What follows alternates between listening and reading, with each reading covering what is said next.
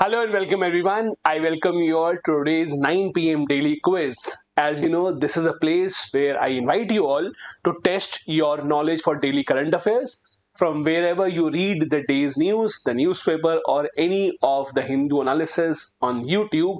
I invite you here to check your knowledge to see if you're up to date with it. So, again, I have about 9 questions for you, some of the toughest ones based on the day's most important stories. Let's see how many did you score, and do tell me in the comment section how much do you score out of these. So let's begin with the first question here on your screen. The RBI has recently expanded its regulatory supervisory technology, also known as subtech, framework to include AI driven anomaly detection in financial transactions. From a regulatory theory perspective, which shift does it represent?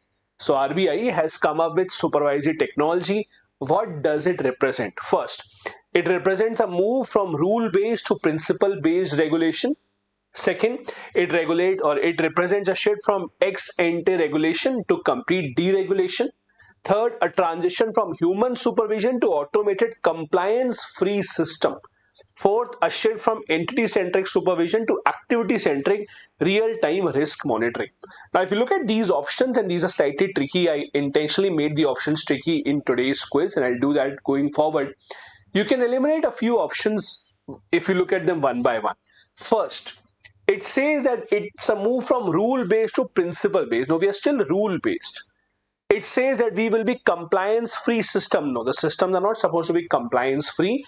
That means that you still have to comply with whatever principles have been given. It is a shift from ex ante regulation to complete deregulation. No, the government will never have complete deregulation. There will always be some regulation from the government. The answer here is D. It is a shift from entity centric supervision to activity centric with real time risk monitoring. So real time, whenever the RBI notices any transaction that may be slightly problematic, they can flag it using this AI driven system. The answer thus here is D. It is the AI enabled subtech. It lets RBI monitor activities rather than only regulated entities as well. Moving on to the second question then. India has initiated work on its National Biodiversity Strategy and Action Plan 2035 in alignment with the Kunming Montreal Global Biodiversity Framework. Which of the following elements must necessarily be included for compliance with the global framework? So, which of these is the necessary part of it? First, India should commit to ban on all commercial use of biological resources. 13 to 30 target, that is 30% land and 30% marine conservation by 2030 with measurable indicators. Mandatory monetization of ecosystem services, or eliminating all trade in species listed under CITES Appendix 2. It's a difficult question if you have not read about it. Which of these must necessarily be a part of our National Biodiversity Strategy and Action Plan 2035 in line with this framework? The answer here, if you don't know this is B. India must include 30 by 30 target, that is 30% land and 30% marine conservation by 2030 with measurable indicators. That has to be a part of the strategy if India has to be in line with this framework. I hope you got this one right. Moving on to the third question now. The union government has recently operationalized the National Litigation Management Dashboard aimed at reducing avoidable government litigation. Which constitutional principle is most strengthened through such a reform? See, the idea here is simple. If you look at the cases, especially in the Supreme Court, over half of cases are such where the government of India is one party. And it is a big blame on the side of the government that why is it that the government keeps on filing these cases, keeps on filing appeals. So what the government is trying to do, reduce avoidable legislation. So what principle does it see in line with? Is it parliamentary sovereignty? Is it the principle of separation of power? Is it efficiency and accountability under Article 311? Or is it constitutional mandate under Article 39A for equal access to justice? Which of these? Think about it carefully. This is in line with Article 39A. Article 39A, which is a part of our directive principles, it puts the responsibility on the state to ensure equal access to justice without any discrimination on the basis of your identity, on the basis of your standing in the society. This is why the government is now trying to reduce its own cases so that the other cases can be heard in a quicker manner and the caseload can be lowered in the judiciary. Next is question number 4. India has put forward a proposal within the G20 Digital Economy Working Group for establishing digital public infrastructure interoperability standards. So India, for example, is leading the world in giving technologies such as Aadhaar, UPI, etc. So India is planning this for the entire world for G20. Which strategic advantage does this offer India if India is allowed to do this for the world? It allows India to control digital ecosystem of the developing countries. Not really. This doesn't really mean that we will control everyone's digital system. This will not happen.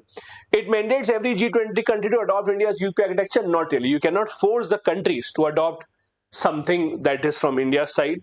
It positioned India as a global standard setter for DPI systems, shaping rules for entity, payments, and data sharing. And fourth, it reduces India's own digital trade negotiations. This is opposite. This is the correct answer. If India is allowed to do this, that means India will be seen as a country that is a trend setter, that is a rule setter for the other countries around the world of how to adopt this technology. Anyways, at the world stage, you will see World Bank, for example, has appreciated time and time again India's attempts to expand UPI. UPI has now been accepted in many other parts of the world as well in many other countries as a mode of payment. Moving on to question number 5 then. ISRO's recent Space Situational Awareness Roadmap emphasizes conjunction risk scoring. It's important. Conjunction risk scoring. What does this term refer to? Does it refer to measuring the probability that a satellite will leave its assigned orbital shell, determining the cost of replacing defunct satellites, quantifying collision likelihood between space objects using orbital dynamics modeling, or assessing the legal liability of private launch operators? Which of these refers to the phrase conjunction risk scoring that has been emphasized by ISRO? The answer here is B. This is a method using which ISRO is trying to ascertain what are the chances, what is the probability of a collision in the space between space objects. As you know, space debris is a big problem right now, not just for ISRO but for agencies around the world. With so many satellites being sent, a lot of satellites being defunct as well, there is a lot of debris, junk in the space, and there is a probability of it colliding with the satellites as well. Thus, it is a problem. ISRO is trying to emphasize and is trying to see what is the probability of such collisions happening so that we can take action beforehand. The answer thus is B. Next is question number 6. The Health Ministry has launched a pilot for a national antimicrobial resistance surveillance grid integrating human, animal, and environmental labs. This aligns most closely with which policy approach? As you know, many countries around the world, including India, is suffering from a problem of antimicrobial resistance. So this is in line with that. First, is it in line with the precautionary principle, One Health framework, polluter-based principle, or risk-based licensing? You can easily eliminate C that is not connected to it. The antimicrobial resistance, the fight against it, is in line with One Health framework. So the idea is we can't see humans in a silo. We can't say that humans are facing this problem and how do we cure that.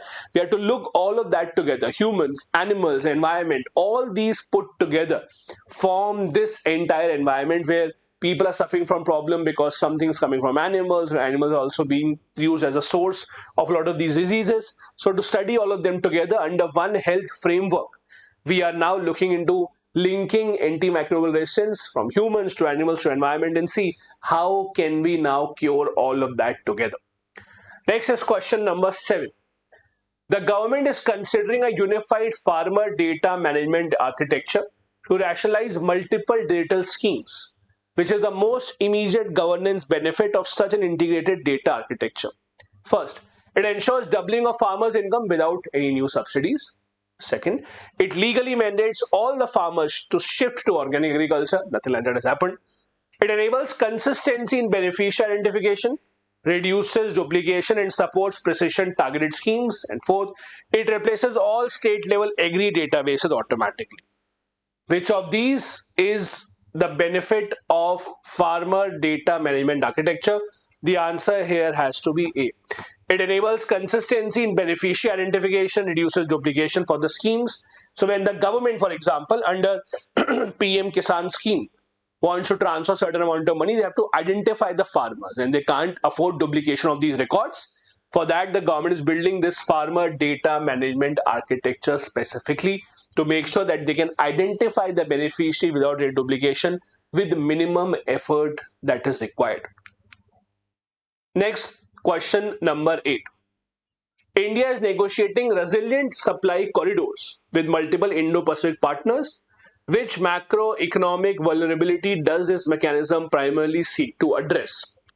So we are forming many partnerships with Indo-Pacific countries. How will it help us? First, it will solve over dependence on foreign portfolio investment, inflation caused by agriculture MSC procurement, concentration risk in upstream manufacturing inputs, especially critical mineral electronic components, credit rating constraints imposed by global agencies.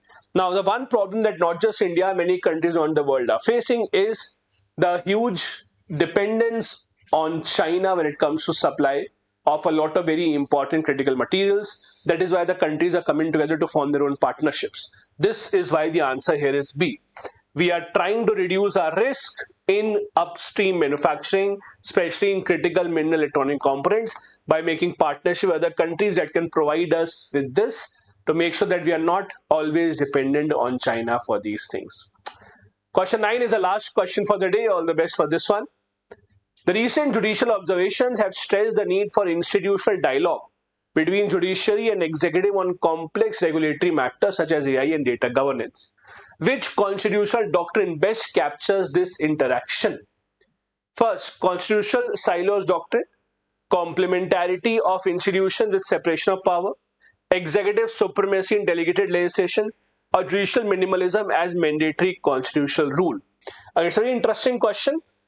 The gist of the matter is that there are many complex issues that may not be solved alone by judiciary or by the executive. So the need is to have a dialogue in between the two. So which of these principles is in line with these matters? How to form regulatory measures for important issues? The answer here is B. That is, it requires separation of power, yet being separate, these institutions have to come together to work together for the benefit of everyone rather than trying to assert their supremacy over the other. This was it for today's quiz. I hope you like this. Also, one important announcement. I am going to be starting a new series called Key Concepts in Indian Economy, because I have noticed economics as one subject where a lot of students have many issues. So I thought, why not start a series to simplify economic related concepts as well. Do find time to watch those videos as well. I'll be starting uploading videos on it from tomorrow itself. Also, tell me in the comment section how much did you score in this quiz.